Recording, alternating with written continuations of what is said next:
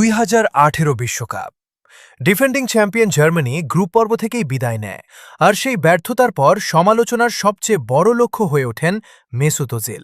অনেকের মতে German football কর্তৃপক্ষ ওজিলকে সামনে রেখে পুরো ব্যর্থতার দায়টা একজন খেলোয়াড়ের কাঁধেই চাপিয়ে দেয়। ফলে জার্মান ফুটবল ব্যবস্থার ব্যর্থতা নিয়ে যে জনরোষ তৈরি হয়েছিল, তার বড় একটা অংশ সরে যায় ওজিলের দিকেই। কিন্তু ওজিলের মতে সমস্যা শুধু ফুটবল ছিল না, ছিল তার পরিচয়। তুরস্কের প্রেসিডেন্টের সঙ্গে একটি ছবি ঘিরে শুরু হয় তীব্র বিতর্ক। প্রশ্ন তোলা হয় তার দেশপ্রেম, তার আনুগত্য নিয়ে।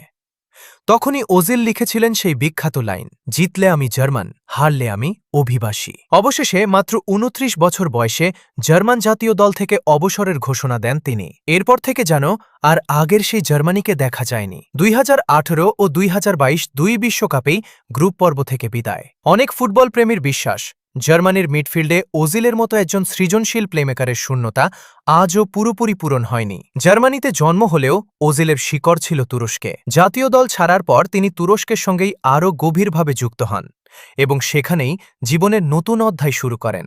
হয়তো একজন খেলোয়াড় একাই একটি দলের ভাগ্য বদলে দেন না, কিন্তু কিছু বিদায় শুধু একজন ফুটবলারের নয়, একটি যুগেরও সমাপ্তি হয়ে থাকে।